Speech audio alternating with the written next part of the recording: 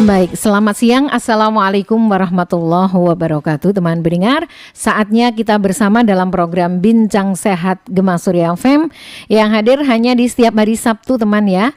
Jadi untuk bincang sehat kita kerja bareng Gema Surya FM bersama RSU Aisyah Dr. Sutomo Ponorogo hanya hadir setiap sepekan sekali, hanya di setiap hari Sabtu, teman ya. Dan untuk siang hari ini selepas kilas Ponorogo siang ya, kita sudah siap untuk hadir di Bincang Sehat. Dan narasumber kita juga sudah hadir di studio Gema Surya FM, yakni salah satu tenaga fisioterapi di RSU Aisyah Dr. Sutomo Ponorogo bersama dengan Erinda Anggar Triwidiati STR Kes FTR ya, atau biasa dipanggil Mbak Rinda. Oke, kita temui dulu narasumber kita di siang hari ini. Selamat siang, Assalamualaikum Mbak Rinda. Inge. Iya, kabar baik, sehat Mbak Rinda?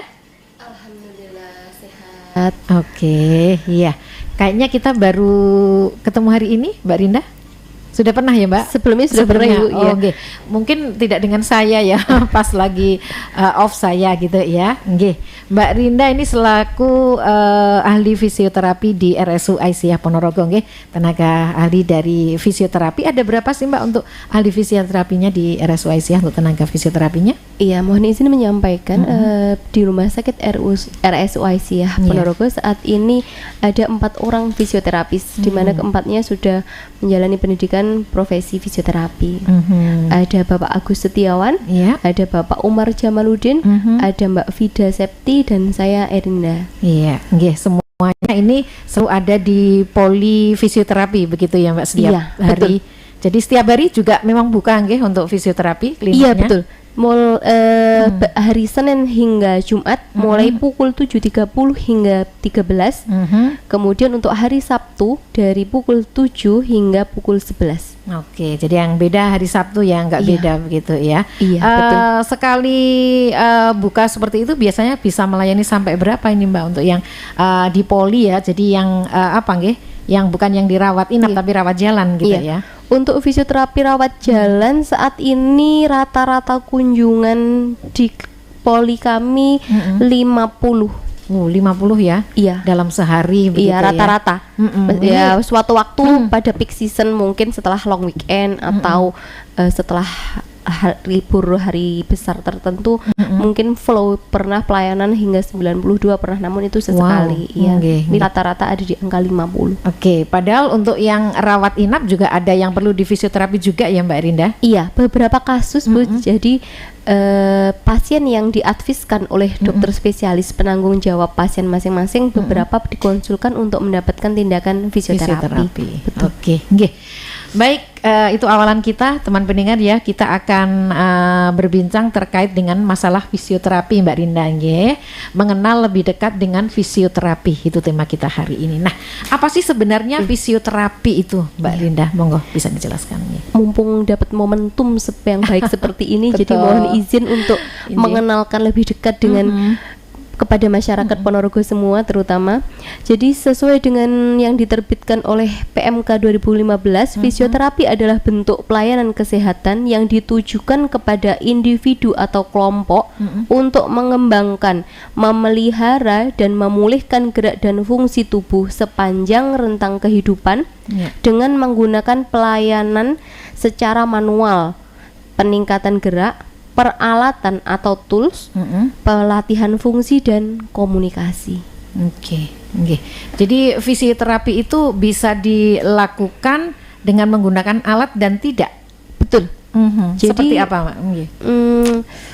Pada masyarakat mungkin makin kesini sudah makin open mind terhadap fisioterapi. Di mana saat saya sekolah dulu sekitar 2011 itu masih muncul anggapan di awam bahwa kalau fisioterapi itu cenderung pijet. Nah, seperti itu. Jadi belum begitu familiar istilahnya gitu. Tapi ternyata makin kesini fisioterapi sudah makin dikenal kalangan, bahkan tidak hanya lansia. Jadi sudah pasien kunjungan di klinik kami pun sudah makin banyak remaja-remaja yang artinya karena cedera baik cedera olahraga ataupun setelah melakukan gym contoh, datangnya sudah ke fisioterapi. Artinya sudah eranya sudah bergeser, kalangan yang yang mengunjungi fisioterapi sudah tidak lagi hanya lansia tetapi juga usia-usia remaja. Ya, begitu. Jadi apa ya, terkait dengan fisioterapi ini sudah mulai memasyarakat istilahnya, betul. semacam itu. Iya, betul. Bukan pijat sebenarnya. Iya, betul. Apa yang lebih spesifik itu Mbak kalau kita menyebutnya orang awam lah gitu iya. ya? Seperti yang saya sampaikan tadi ya Bu ya, penanganan fisioterapi itu bisa secara manual dengan meningkatkan latihan gerak dan fungsi ataupun tools. Nah, mungkin tools yang di sini yang disebut alat-alat itu bisa dari gerakan fisik atau elektroterapeutik. Mungkin jadi dengan alat-alat itu ya. Iya.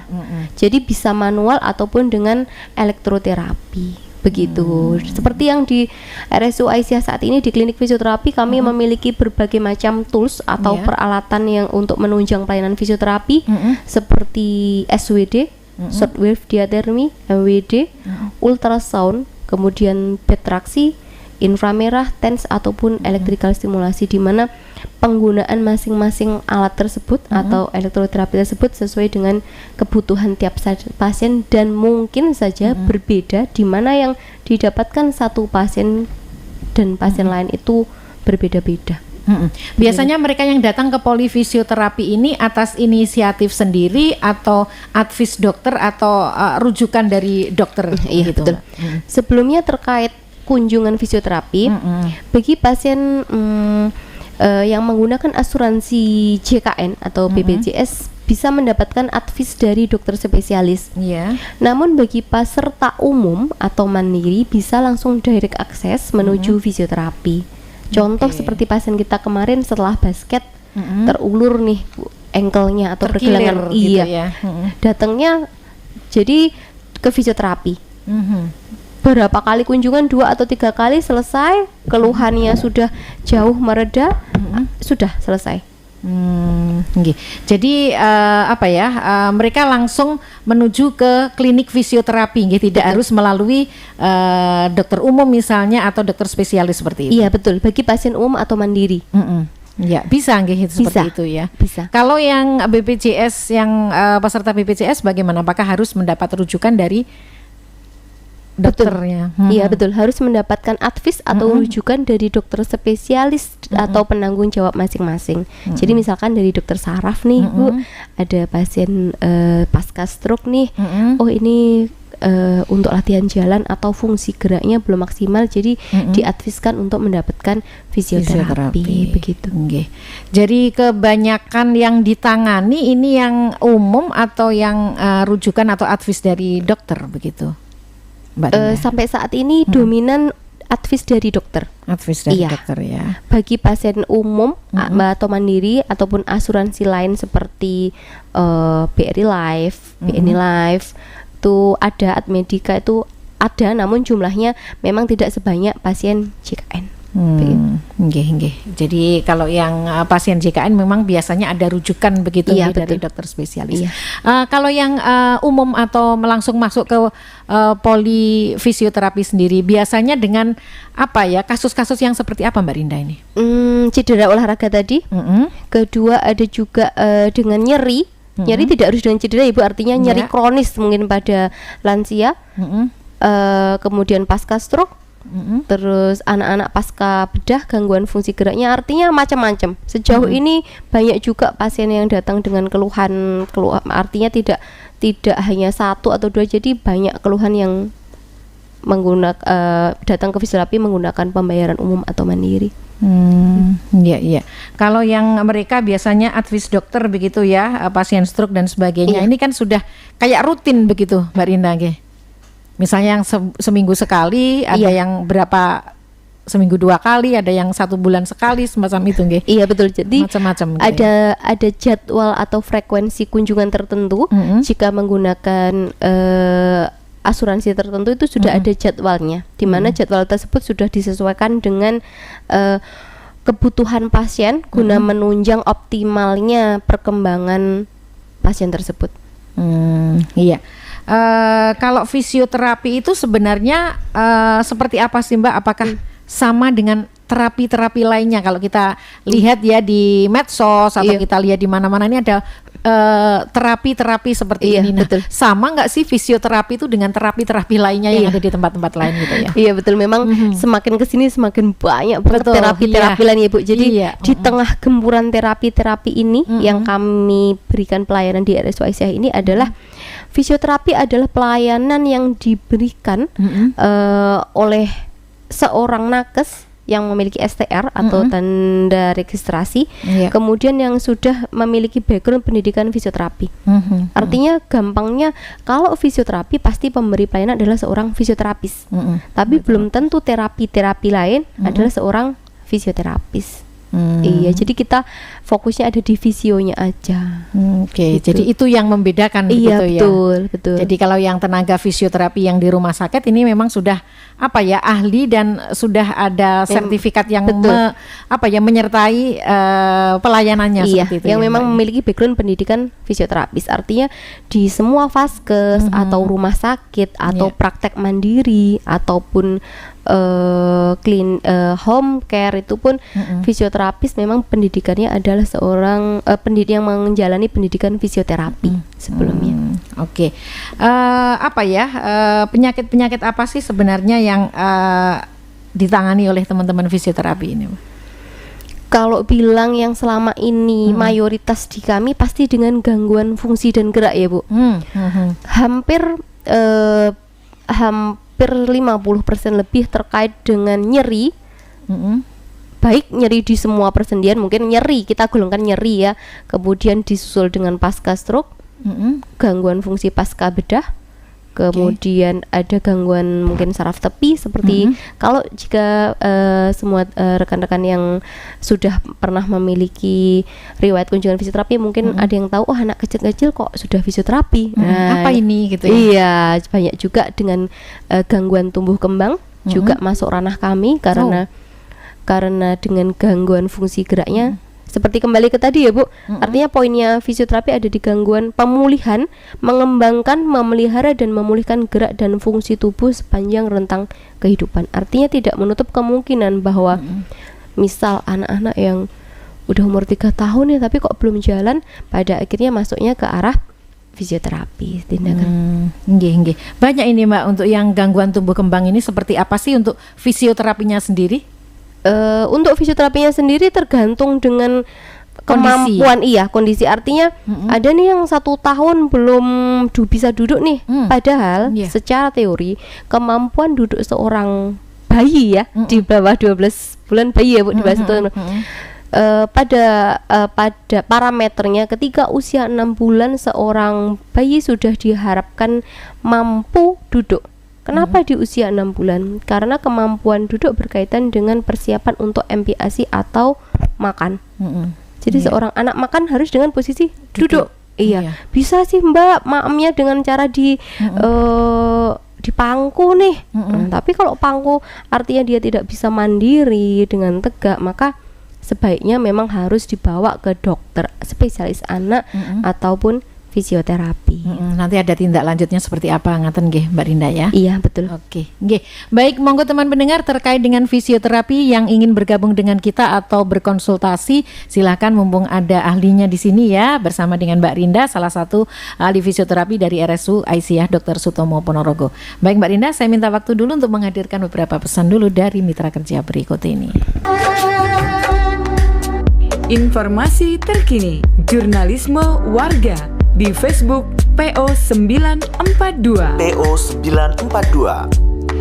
Baik, masih di Bincang Sehat kita teman, kerja bareng Gema Surya FM bersama dengan RSU Aisyah Dr. Sutomo Ponorogo. Kita bersama dengan narasumber kita yakni dari tenaga fisioterapi RSU Aisyah, Mbak Rinda Anggar Triwidiati STR Kes FTR ya, atau kita sebut Mbak Rinda, panggilannya seperti itu ya. Terkait dengan tema kita, mengenal lebih dekat dengan fisioterapi. Kita balik lagi dengan narasumber kita, Mbak Rinda. Oke. Iya. Oke. Terkait dengan fisioterapi ini, nampaknya sudah ada beberapa yang bergabung dengan kita, Mbak Rinda. Gimana kita lanjut dengan yang tanya-tanya dulu ya? Ya. Oke. Monggo, Bu. Oke. Dari Bu Aning yang ada di Cokro Menggalan. Begini Mbak, untuk pelayanan fisioterapi bisakah pakai BPJS? Kemudian kalau berapa sih sebenarnya biaya fisioterapi untuk yang pelayanan umum? Oke, monggo Mbak. Assalamualaikum Ibu Aning, mohon menjawab. Untuk pelayanan fisioterapi dapat diakses dengan BPJS ataupun non BPJS. Artinya jika dengan BPJS maka harus ada advis dari dokter penanggung jawab dengan alur dari harus mengaktifkan rujukan dari Vaskes. Kemudian menuju dokter spesialis, kemudian dari dokter spesialis baru mengadviskan fisioterapi. Begitu. Ya, artinya seperti itu ya. Artinya memang untuk fisioterapi menggunakan BPJS harus ada pemeriksaan ataupun rujukan dari dokter spesialis dahulu. Jadi dari Vaskes pertama ini ada rujukan ya, karena mungkin keluhan penyakitnya seperti itu. Rujukan dulu ke dokter spesialis apa begitu ya. Spesialisasi apa? Nanti dokter spesialis itu yang memberikan advis, betul. Oke, itu baru bisa ya dengan menggunakan BPJS ya. Betul. Kalau dengan pelayanan umum atau fisioterapi biayanya sampai berapa, Mbak? Tergantung dengan kasus masing-masing ya, Bu. Artinya mungkin tidak semua kasus atau keluhan sama biaya, namun ada diring karena harapan masih bisa dijangkau oleh masyarakat Ponorogo, masih ada di range sekitar 80.000. Artinya di bawah 100.000. Oh, gitu jika nyeri ya, jika nyerian mungkin, namun tidak menutup kemungkinan bisa lebih besar ataupun kurang karena ada biaya pendaftaran, biaya tindakan, begitu. Betul ya, dan juga keluhan-keluhannya itu seperti apa? Iya, betul. Tindakan fisioterapinya seperti apa juga? Betul. Oke, Bu Aning itu bisa nggih Bu. Monggo Bu Aning kalau mungkin ada keluhan-keluhan apa seperti itu langsung saja bisa datang ke RSU Aisyah. Betul ya. Dari hari Senin hingga Sabtu. Poli fisioterapi buka Senin sampai Sabtu ya. Nggih. Baik, sudah ada lagi yang bergabung dengan kita. Sayang belum tercatat di pesan WhatsApp kita ya, belum gabung, belum di-save ini untuk datanya. Begini ya Mbak, saya tuh kena penyakit diabetes sudah lama, nggak bisa jalan karena ada luka di mata kaki. Nah sekarang ini buat latihan jalan di pinggul sakit dan tidak ada tenaga. Apa ya yang menjadi penyebabnya ini? Apakah perlu fisioterapi atau seperti apa? Inggih. Itu. Ya mohon izin menjawab. Sekilas jika sekedar dari awang-awang ya Bu istilah Ponorogonya ya. Jadi artinya mohon izin jika nanti pada akhirnya ada hal-hal yang miss karena ini hanya sekedar dari kata-kata, artinya kami tidak bisa melihat dan melakukan pemeriksaan fisik secara langsung. Jika dari keluhan yang disampaikan, mungkin dari segi fisioterapi bisa membantu terkait latihan geraknya jika maksimal. Namun jika ada luka di kaki yang pastinya tidak baru ya Bu, seperti yang kita tahu, artinya pada penderita luka karena diabetes mungkin sudah banyak faktor lainnya. Contoh sudah lama nih, kedua sudah rawat lukanya juga lama nih, atau pola jalannya berubah, kan kita juga nggak tahu ya. Atau bisa juga beliau nggak jalan selama ini karena merasa kaki sakit, gerak terbatas, kemungkinan nggak ada tenaga itu tadi kayak lemes. Iya, atau karena problem diabetesnya banyak aktivitas di bednya, akhirnya tidak melakukan daily living, artinya tidak melakukan aktivitas keseharian, sehingga otot-otot postural atau tubuh beliau pun mungkin mengalami artinya penurunan fungsi ya. Jadi karena imbalance ototnya yang tidak terpakai, ataupun justru ada otot-otot tertentu yang kerjanya lebih besar dibanding otot lain. Contoh nih, lukanya di kaki kanan. Kemungkinan saat berdiri yang ngoyo banget kaki kirinya. Mungkin dengan hal tersebut. Jadi untuk fisioterapi bisa terkait fungsi dan geraknya, namun untuk lukanya tetap menuju ke arah rawat luka dan biasanya butuh perawatan di dokter spesialis dalam. Gitu ya. Betul. Jadi mungkin nanti ke dokter dalam dulu. Betul. Begitu nanti kalau memang ada advice untuk dilakukan Fisioterapi terkait geraknya, gangguan ke fungsi dan geraknya bisa di fisioterapi. Begitu. Oke, jadi melakukan pemeriksaan dulu ke vaskes pertama, kemudian Betul. nanti kalau memang dirujuk ke penyakit dalam, nanti kan bisa ke sana Iya, kemudian juga betul. mendapatkan gitu ya. Betul. Oke, nggih, mungkin bisa mendapatkan pelayanan yang lebih bagus nggih Bapak Ibu yang bertanya terkait dengan hal ini ya. Nggih. Yang lainnya monggo silakan, masih ada waktu untuk bersama dengan kita, bersama dengan tenaga fisioterapi dari RSU Aisyah Dr. Sutomo, Mbak Rinda ini ya. Oke, kita lanjut lagi terkait dengan fisioterapi Mbak Rinda ya. Nah, seperti apa sih kondisi pasien atau kapan sih sebaiknya seseorang itu datang untuk fisioterapi itu Mbak Rinda, dalam kondisi yang seperti Iya. apa sih? Satu, jika ada gangguan fungsi dan gerak tadi ya Bu.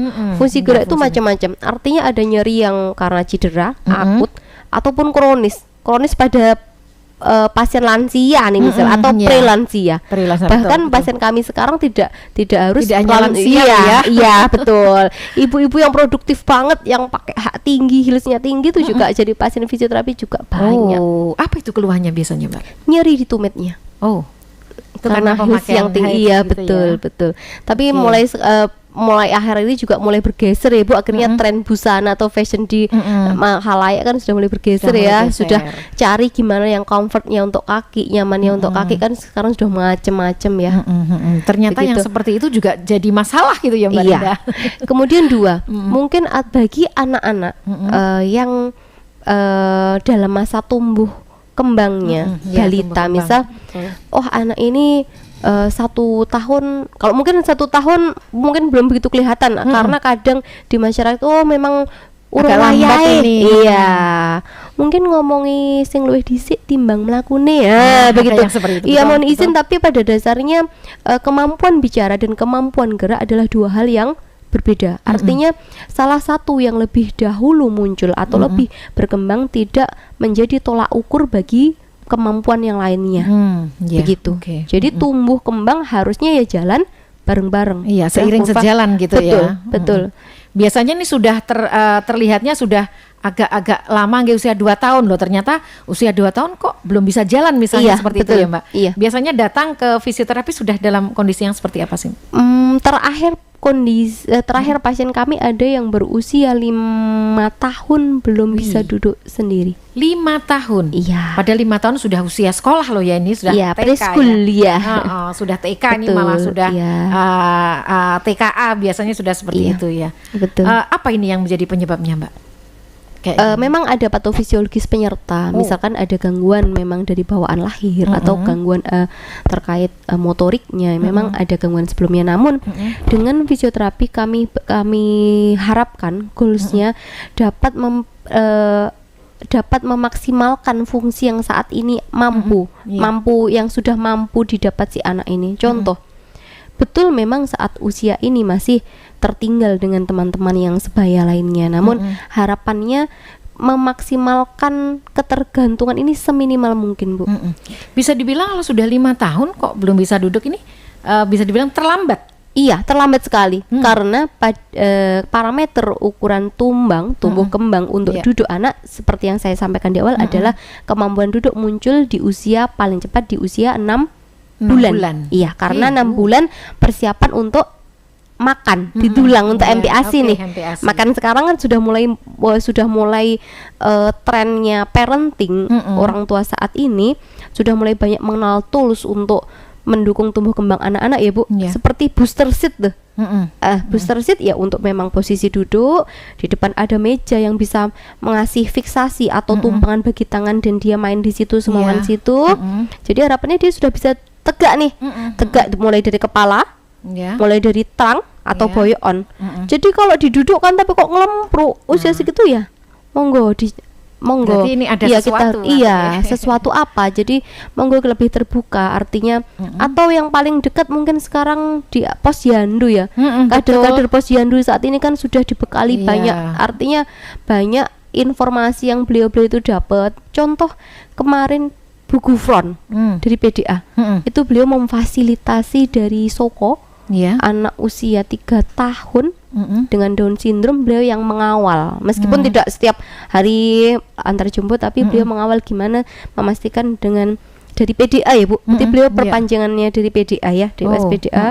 Bagaimana beliau mengawal bahwa anak ini sampai di fisioterapi loh. Orang tuanya dapat edukasi loh. Oh, bahwa si anak ini memang mengalami terlambat, dan terlambat ini akan kita kejar bareng-bareng, meskipun pada akhirnya akan tidak sama dengan atau yang lainnya, dengan gitu teman ya. sebaya begitu, dari segi motorik atau gerakan, dari segi kemampuan bicara atau sosialnya begitu. Oke, iya. Jadi kalau yang sudah terlambat seperti ini tetap bisa diatasi, Mbak ya? Insya Allah. Menurut saya dengan penanganan fisioterapi ataupun terapi kolaborasi lainnya pasti akan membuat perbedaan yang sangat signifikan dibanding dengan anak yang tidak mendapatkan treatment sama sekali. Oke. Iya. Jadi meskipun terlambat ini tetap harus ditangani seperti itu ya, Mbak? Betul. Ini setidaknya apa ini? Misalnya sudah ada penanganan yang dilakukan oleh fisioterapi, ternyata memang benar ini bisa misalnya untuk tumbuh kembang anak ini bisa seperti anak-anak yang lain. Pernah ini dengan kasus yang seperti apa, Mbak, yang sudah kembali, artinya perkembangan. menyusul kembali banyak Bu di tempat kami, alhamdulillah. Artinya anak ini sekedar delay aja nih, terlambat aja nih karena delay motorik nih, usia 2 tahun belum jalan, itu sekarang sudah jalan banyak. Jadi kasus-kasus seperti itu banyak tanpa terjadi penyerta tanpa penyakit penyerta seperti yang tadi bawaan, kelainan bawaan atau ada gangguan motorik lainnya. Ya, kalau tanpa ada gangguan seperti itu, insya Allah bisa normal lah istilahnya seperti itu, perkembangannya. Iya, harapannya seperti itu. Oke, nggih. Baik, monggo teman pendengar, masih ada yang ingin bergabung terkait dengan mengenal lebih dekat terkait dengan fisioterapi. Apa sih yang bisa dilakukan di fisioterapi itu? Misalnya kalau tadi sudah disampaikan terkait dengan perkembangan atau tumbuh kembang anak ini yang sering menjadi masalah. Kalau untuk orang tua apa nih, Mbak, yang keluhan-keluhan yang sering dialami oleh para pasien ini di fisioterapi sendiri? Nyeri, kejulinu, kaku sendi. Wah, seperti itu ya. Sakit boyok, sakit lutut. Wah, kecedet itu? Kecedet, iya. Betul. Kecedet itu artinya pengungkapan karena ada keluhan boyok yang mendadak itu ya Bu, mungkin ya. Betul, setelah sering. angkat yang berat galon nih ya, habis iya. geser-geser pot nih. Mungkin seperti itu. Jadi masuk bisa ditangani di fisioterapi. Iya. Dan alhamdulillah itu cepat, Mbak ya, kalau dengan keluhan-keluhan yang seperti tergantung dengan penyebabnya. Oh. Artinya misalkan ya Bu, nyeri lutut nih. Kita lihat dulu nyeri lutut ini karena apa? Atau memang atau pasca cedera, pasca olahraga, atau karena memang degeneratif. Degeneratif seperti kaku sendi pada lansia. Iya. Itu juga sering yang terjadi begitu ya. Iya. Memang untuk itu nyeri sendi dan sebagainya ini dominasi usia lansia, Mbak? Saat ini iya. Saat ini ya? Iya, ya tidak harus lansia, karena lansia 60 tahun bahkan yang 40 early ada 40 juga itu ya? Ada banyak. Wah, apa ini yang menjadi penyebabnya kalau memang dia hanya nyeri-nyeri seperti itu? Apakah karena kalau jatuh sih memang sering ya, tapi kalau karena pengaruh makanan dan lain sebagainya, adakah seperti itu, Mbak? Ada nyeri yang mungkin memang bawa nyeri karena banyak orang yang menyebut karena asam urat atau kolesterol tinggi nih, tapi tidak juga kok Bu, tidak semua nyeri kejuli ini karena asam urat dan kolesterol tinggi. Baiknya seperti tadi, monggo diperiksakan ke vaskes, maka nanti vaskes yang berhak akan mengirim ke spesialisnya. Atau jika butuh seperti dokter spesialis ortopedi, tulang, saraf atau dalam, maka beliau-beliau yang akan menggali penyebabnya dulu satu. Seperti yang penanya tadi, saya diabetes nih Mbak, luka di kaki, tapi keluhannya lemes, nggak bisa jalan. Nah nanti di fisioterapi yang kita tangani adalah keluhan sulit jalannya. Jadi bukan luka karena diabetes atau karena kadar gula diabetesnya. Itu sepenuhnya ada di wewenang dokter spesialis penanggung jawab pasien masing-masing. Begitu. Kalau untuk mereka yang ini ya Mbak, biasanya karena cedera itu ya, itu bisa pulih atau bisa normal seperti biasa Mbak? Bisa. Kalau dilakukan fisioterapi? Bisa Bu. Banyak pasien kami yang cedera fisioterapi dengan beberapa kali dengan latihan elektroterapi dengan home exercise program, artinya kita program bagaimana latihan yang di rumah yang bisa dicicil oleh pasien sendiri. Jadi kalau di rumah kan nggak pakai alat ya? Iya, artinya tadi seperti modalitas yang sampaikan saya tadi ya, ada manual dengan peningkatan gerak ataupun elektroterapi. Mungkin elektroterapi kita ambilnya di fisioterapi nih di rumah sakit, tapi di rumah tetap bisa ada tool-tool yang bisa dicicil pasien sendiri. Jadi gerakan-gerakan yang bisa dilakukan di rumah tanpa dengan alat. Betul, gerakan-gerakan ada. Contoh stretching untuk betis nih. Kalau memang nggak punya resisten band, pakai aja sarung atau jari apa yang Bapak Ibu punya di rumah, monggo begitu. Jadi biasanya kalau fisioterapi itu kalau di rumah sakit seperti di poli gitu ya Mbak, kita kan pakai alat. Kemudian nanti yang tidak pakai alat bisa dilakukan di rumah sendiri, diajarkan ya ke pasien seperti itu. Istilahnya ada PR. Bagi pasien mana sih yang bisa kita Bapak Ibu cicil di rumah, nanti kita evaluasi ya di kunjungan berikutnya. Iya, 2 atau 3 kali sudah keluhan sudah jauh reda, karena datang parameternya nyeri ya Bu, nyeri sudah reda, sudah selesai.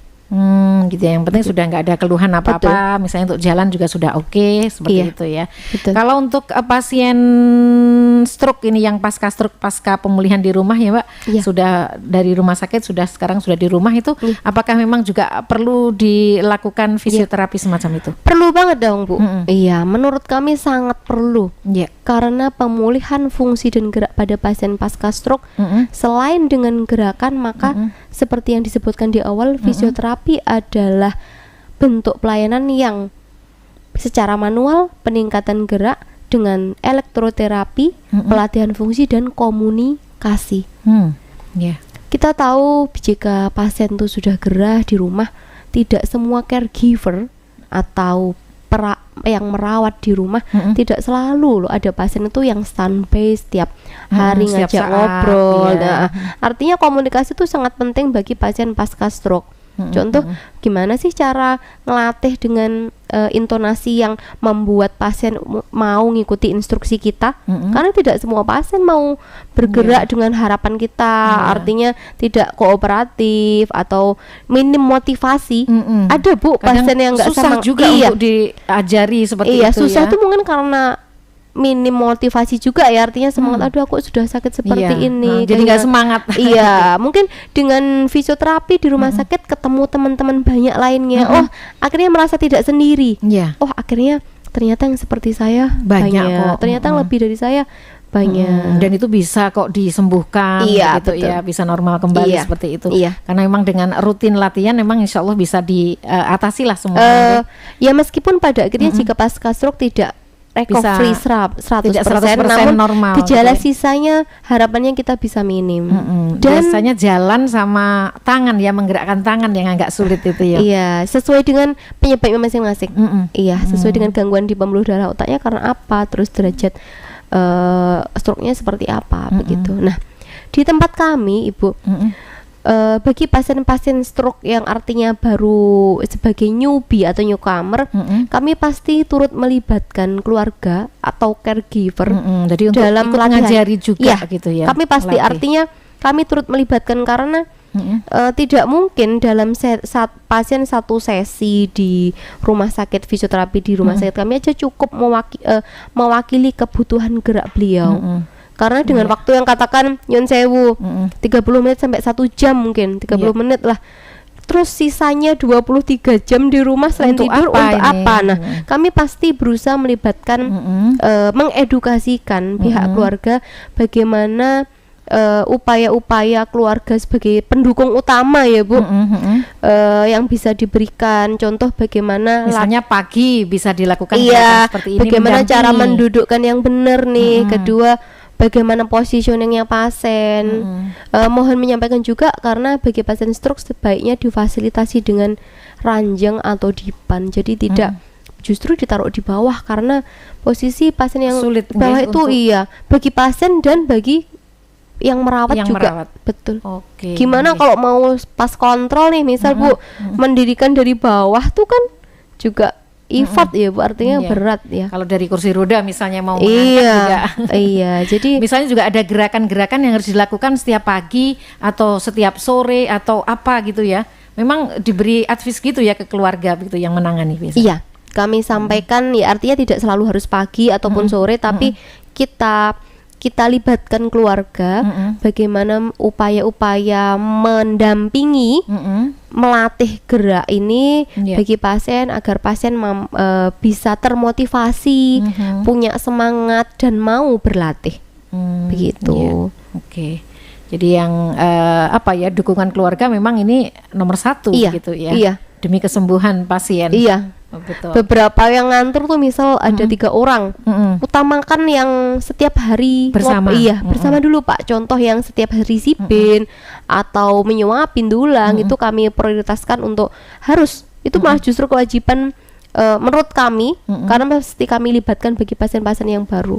Itu pasti kami harapkan keluarga melihat apa sih pasien ini di dalam, bapak ibu ini diapain sih di dalam fisioterapinya seperti apa. Jadi biar tahu, oh ternyata memang pasien ini perlu latihan nih dengan fisioterapi. Banyak Bu yang muncul, kalau di rumah nggak semangat seperti di sini loh Mbak, gitu. Mungkin karena motivasi ya, semangat. Kurang, penyemangatnya kurang gitu ya dari pihak keluarga. Karena kalau di tempat fisioterapi paling berapa sih? 30 menit udah maksimal ya Mbak? Iya, beserta latihan. Atau mungkin memang bagi pasien-pasien pasca stroke yang mungkin menggunakan alat bantu seperti kursi roda kan butuh waktu lebih panjang. Karena untuk mobilisasi dari kursi roda ke tempat tidur nih, bagi yang masih butuh bantuan itu juga cukup memakan waktu loh Bu.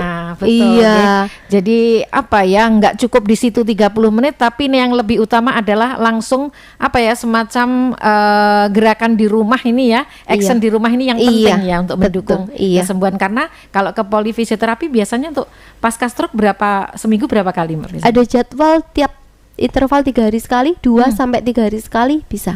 Biasanya saya seminggu 2 kali. 2 sampai 3 kali ya, betul. Nah, jadi kalau seminggu 2 kali ke fisioterapi, ini nanti sisanya yang di rumah ini yang harus getol seperti itu ya. Betul. Artinya untuk membantu optimalisasi progresnya perkembangannya. Baik Mbak Rinda, nampaknya waktu kita juga sudah cukup ini untuk rangkaian bincang sehat kita di siang hari ini terkait dengan fisioterapi. Mungkin kalau nanti ada yang bertanya-tanya lagi, mungkin lain kesempatan kita bisa berjumpa lagi Mbak siap Rinda, membantu dengan senang hati. Untuk hari ini Mbak Rinda matur suwun sudah bersama dengan kita. Lain kesempatan bisa bersama lagi. Assalamualaikum warahmatullahi wabarakatuh.